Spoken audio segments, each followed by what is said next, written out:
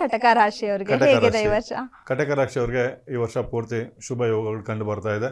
ಕಟಕ ರಾಶಿಯವರಿಗೆ ಸ್ವಲ್ಪ ಶೀತ ಸಂಬಂಧಪಟ್ಟಂಥ ಬಾಧೆಗಳು ಇರುವಂಥವ್ರು ಸ್ವಲ್ಪ ಆಗಿಂದಾಗೆ ವೈದ್ಯರ ಭೇಟಿಯನ್ನು ಮಾಡಬೇಕಾಗತ್ತೆ.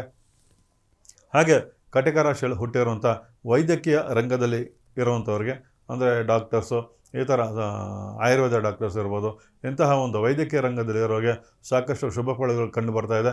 ಕರ್ಕಾಟಕ ರಾಶಿಯಲ್ಲಿ ಹುಟ್ಟಿರುವಂಥ ವಿದ್ಯಾರ್ಥಿಗಳಿಂದ ಕೆಲವೊಂದು ಸಂಶೋಧನೆಗಳಿಂದ ದೇಶಕ್ಕೆ ಒಳ್ಳೆಯದಾಗುತ್ತೆ.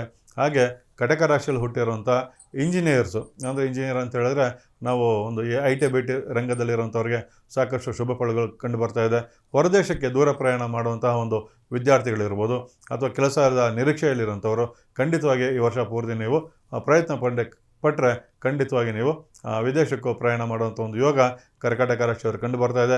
ಕರ್ಕಾಟಕ ರಾಶಿಯವರು ನಿಮ್ಮ ಮನಸ್ಸಿನ ಇಚ್ಛೆ ಈಡೇರಬೇಕು ಅಂತ ಹೇಳಿದ್ರೆ ಪ್ರತಿನಿತ್ಯ ನಿಮ್ಮ ಹೆತ್ತ ತಂದೆ ತಾಯಿಯನ್ನೇ ನೀವು ಗೌರವದಿಂದ ಕಾಣಬೇಕಾಗತ್ತೆ, ಅಥವಾ ಅವರೇ ನೀವು ಪೂಜ್ಯ ಮನೋಭಾವದಿಂದ ಖಂಡಿತವಾಗಿ ನೋಡಿದ್ದೇ ಆದರೆ ಖಂಡಿತ ಕಟಕ ರಾಶಿಯವರಿಗೆ ಸಾಕಷ್ಟು ಶುಭ ಫಲಗಳು ಈ ವರ್ಷ ಖಂಡಿತವಾಗಿ ಸಿಗುತ್ತೆ. ಗ್ಯಾರಂಟಿ ನ್ಯೂಸ್, ಸುದ್ದಿ ಖಚಿತ, ನ್ಯಾಯ ನಿಶ್ಚಿತ.